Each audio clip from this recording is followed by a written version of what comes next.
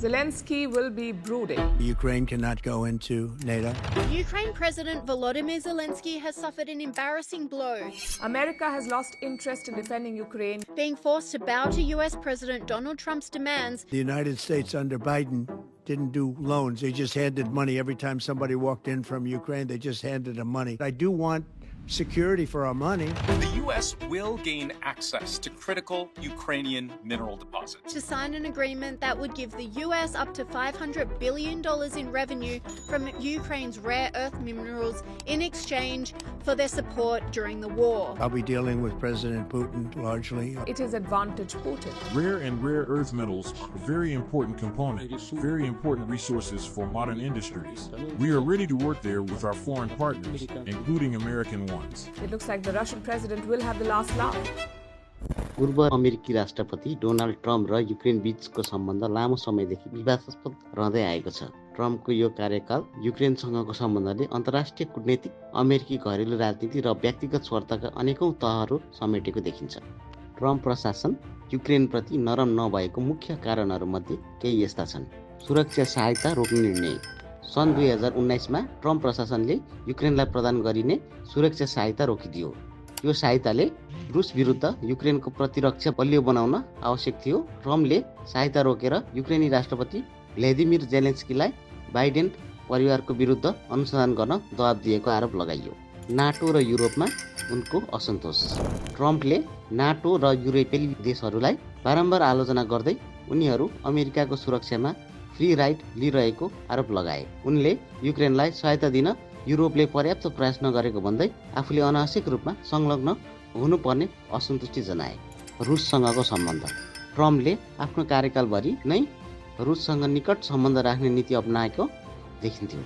उनले राष्ट्रपति पुटिनसँग राम्रो सम्बन्ध कायम गर्ने प्रयास गरे, जसका कारण उनले युक्रेनलाई कम समर्थन दिएको अनुमान गरिएको छ।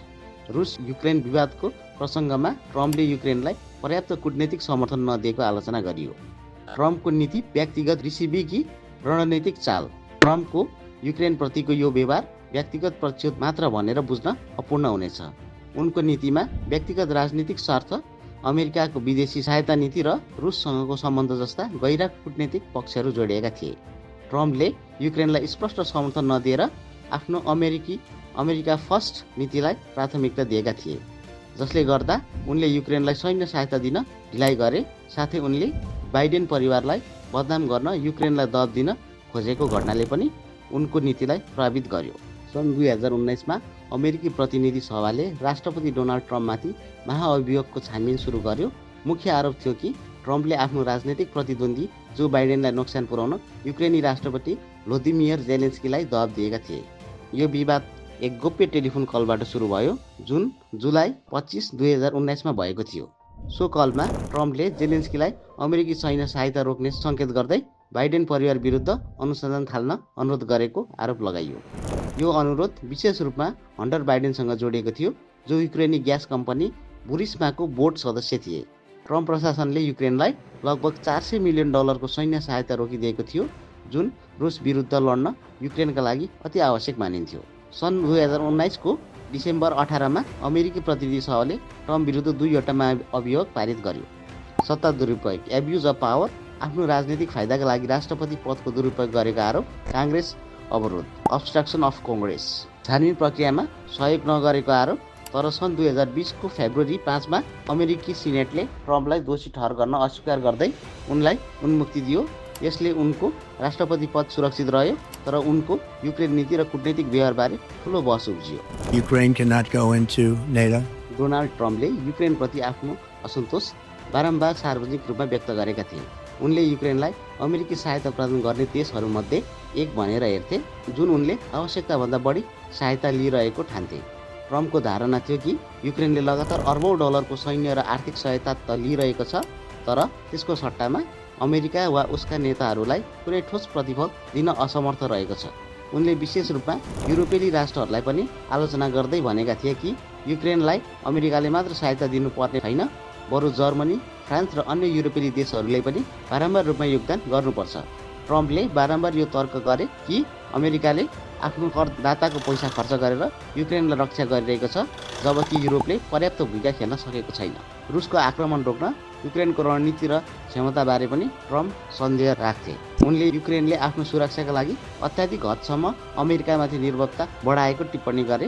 ट्रम्पको धारणा अनुसार युक्रेनले अमेरिकाबाट सैन्य सहायता त लिइरहेको छ, तर रुससँग वार्ता गरेर वा अन्य रणनीतिहरूका उपायहरू अपनाएर द्वन्द्व समाधान गर्ने दिशातर्फ पर्याप्त प्रयास गरिरहेको छैन।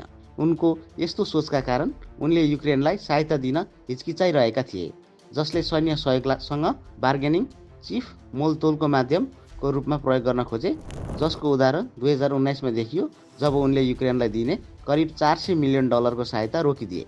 यस घटनाले अन्तर्राष्ट्रिय रूपमा ठूलो विवाद निम्तायो र अनन्त ट्रम्पमाथि महाअभियोग समेत लगाइयो। यसरी ट्रम्पको आलोचना केवल आर्थिक सहायता वा युक्रेनको रणनीतिक दृष्टिकोणमाथि मात्र सीमित थिएन, बरु उनले युक्रेनलाई अमेरिकामाथि निर्भर राष्ट्रको रूपमा चित्रण गर्दै अमेरिकी एकतर्फी सहयोग गरिरहेका छ भन्ने तर्क गरे। रुससँग घनिष्ठ सम्बन्ध राख्न खोजेका आरोप ट्रम्पले रुसका राष्ट्रपति भ्लादिमिर पुटिनसँग बारम्बार सौहार्दपूर्ण वातावरण देखाएका थिए। उनले पुटिनको नेतृत्वको खुलेर प्रशंसा गरेका मात्र होइन, विभिन्न अन्तर्राष्ट्रिय मञ्चहरूमा रुसको आलोचना गर्न पनि हिचकिचाएका थिए। विशेष गरी 2018 मा हेलेन्स्कीमा भएको ट्रम्प पुटिन बैठक विवादास्पद रह्यो। उक्त शिखर वार्तापछि आयोजित पत्रकार सम्मेलनमा ट्रम्पले अमेरिकी गुप्तचर एजेन्सीहरूद्वारा प्रस्तुत प्रमाणहरू अस्वीकार गर्दै रुसको 2016 को अमेरिकी राष्ट्रपति चुनावमा हस्तक्षेप गरेको दाबीमा शङ्का व्यक्त गरे। बरु उनले पुटिनको भनाइहरूलाई स्वीकार गरे, जसमा पुटिनले हस्तक्षेपको आरोप स्वीकार गरेका थिए। यस घटनाले ट्रम्पको रुसप्रति नरम नीति भएको आलोचना झन बढायो। नेटो कमजोर बनाउन खोजेको आरोप। ट्रम्पले आफ्नो कार्यकालभरि नै नेटोमाथि तीव्र आलोचना गर्दै आए। उनले बारम्बार नाटो सदस्य राष्ट्रहरूलाई अमेरिकी भन्दा बढी रक्षा खर्च बढाउन दबाब दिए। Over the last 8 years, the United States spent more on defense than all other NATO countries combined.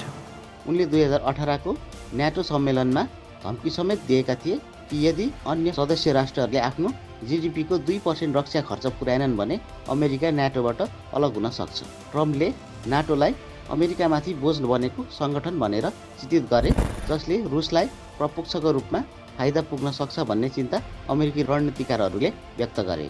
उनले नाटोको मुख्य सहयोगी राष्ट्र जस्तै जर्मनी, फ्रान्स र बेलायतमाथि आक्रमण टिप्पणी गरे, जसले सङ्गठनभित्र विवाद उत्पन्न गरायो।